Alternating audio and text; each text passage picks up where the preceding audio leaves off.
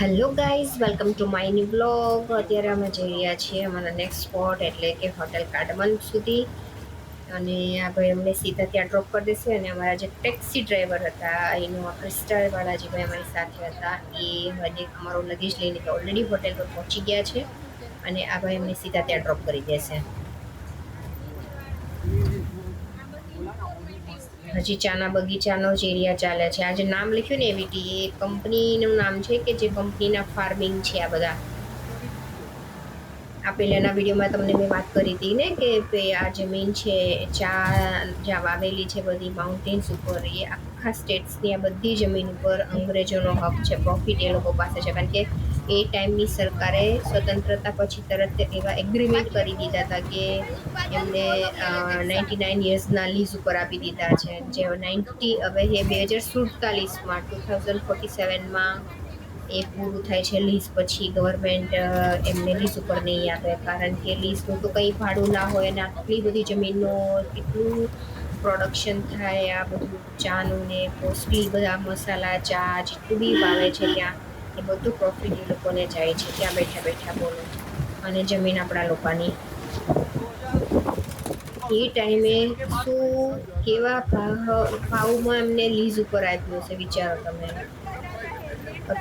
અત્યારે બી જુઓ ને તો તમને એક એકરના જમીનના ભાવ કેટલા હશે કે જમીનના ભાવની લીઝના ભાવ. તો એ ટાઈમે શું હશે, મફતના ભાવમાં હશે. અને અત્યારનો ચાનો ભાવ જુઓ તમે.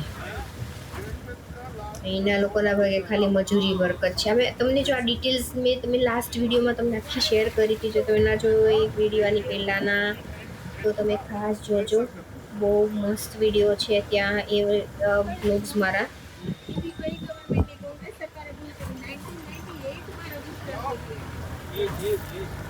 જો ગાડીમાં બી એ ચર્ચા થઈ રહી છે ગાઈસ.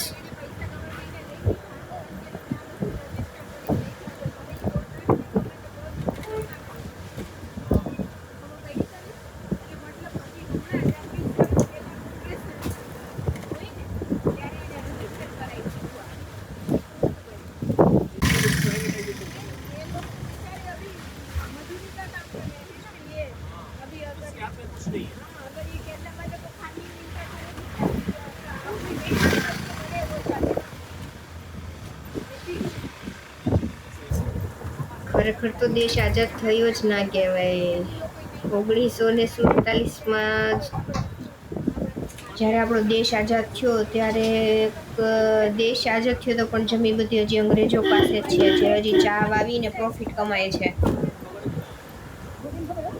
જે 100 વર્ષના 100 નહીં પણ 99 વર્ષના લીઝ ઉપર ગવર્મેન્ટને એ ટાઈમની સરકારે એમને આપી દીધી હતી.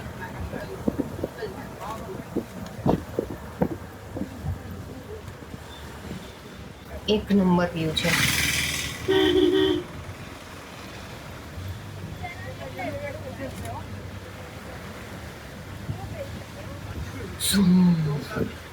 આ રોડ પર બહુ બાઇક્સ કે એવું કંઈ કશું જોવા નથી મળતું કારણ કે આ રેસિડેન્શિયલ જેવું એરિયા નથી અહીંયા.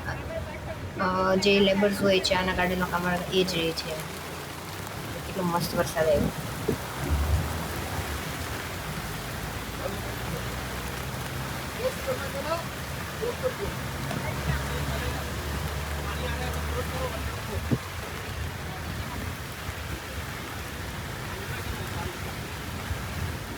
એ લોકો ચા માઉન્ટેન ઉપર વાવવા માટેનું રીઝન એક જ છે કે પાણી એના રૂટમાં ના ભરાઈ રહેવું જોઈએ.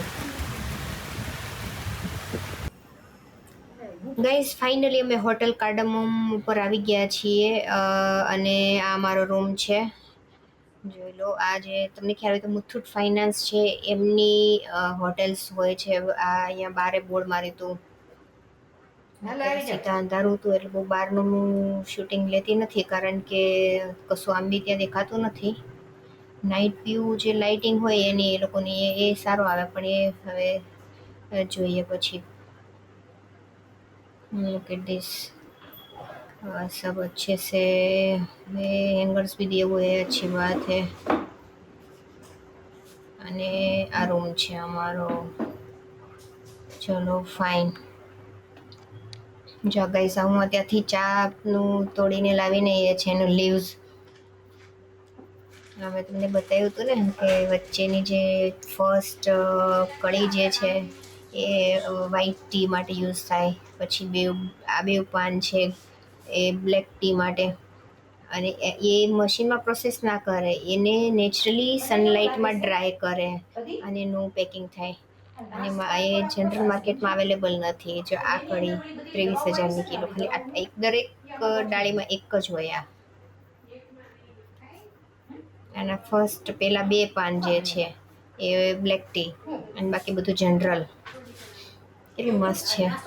તો બહારનો વ્યૂ તમને દેખાડો. જો આ સ્વિમિંગ પુલ છે, પણ ઠંડી એટલી હતી ને અને વરસાદ બી હતો એટલે હવે આજે ઈચ્છા નથી કશું. અને રાતે આમ બી એક્સેસ ના હોય સ્વિમિંગ પુલનો. સ્વિમિંગ પુલ છે, કેટલો અવાજ આવે છે અહીંયા. આ ડાઇનિંગ એરિયા છે, હજી ડિનર બાકી છે. લોકેશન ઠેકડી.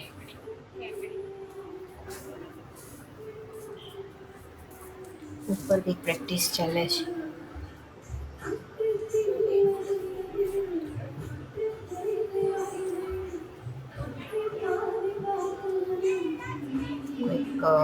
ગ્રુપનું કંઈક ઇવેન્ટ જેવું છે. અહીંયા સ્ટે લીધો હોય ને એ લોકોનું.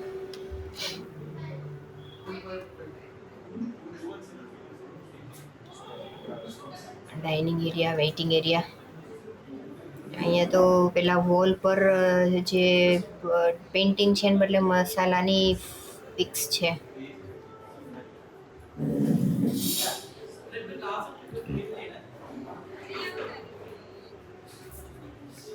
White big dining area. Wow, માટીના વાસણ છે બધા, કન્ટેનર. બહારથી માટીનું છે ને અંદર સ્ટીલના કન્ટેનર છે. ફિશ સ્ટાર ફિશ એ બધી નોનવેજ છે, આપણા કામનું નથી. અહીંયા સાલેડ છે.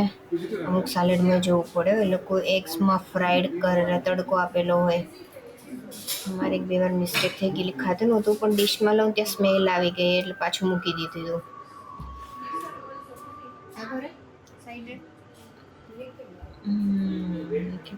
ખોલીને જોવા પડશે. આ ઉપરનું ડેકોરેશન જો પેલી વાંસ બાંબુની સ્ટ્રીપનું છે. બધા પહેલાં વાંચી લઈએ. બહાર જઈએ ને ત્યાં વાંચવું પડે, કારણ કે ત્યાં આપણે ટ્રસ્ટ ના કરી શકીએ. વેજ નોન વેજ એટલે ક્યાં શું પડ્યું છે જોઈ લઈએ અને પછી જ ડીશ લેવાની. ઈ કપ નહીં લેવાનો.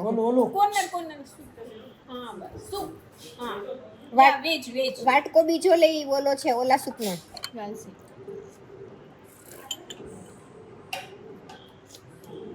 ત્યાં જે બાઉલ્સ હોય ને એ બી અલગ અલગ રાખેલા હોય, નોન વેજ સૂપ માટે અને વેજ સૂપ માટે, એટલે ખાસ જોવાનું બહાર જઈએ ને ત્યારે.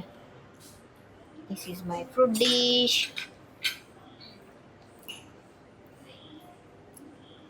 આ ડિનર છે અને અમે ફ્રૂટની ડીશ ભરીને બેઠા છીએ, કારણ કે અહીંયા બહાર આપણને વેજમાં બહુ ચોઈસ નહીં મળે, એટલે ફ્રૂટમાં ચોઈસ લઈ લેવાની.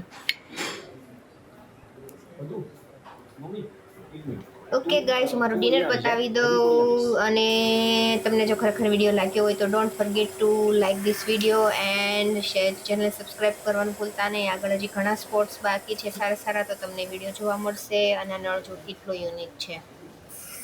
ઉપર કરવાનું એટલે પાણી આવે, નીચે કરવાનું એટલે બંધ કરી દેવાનું. Okay, by.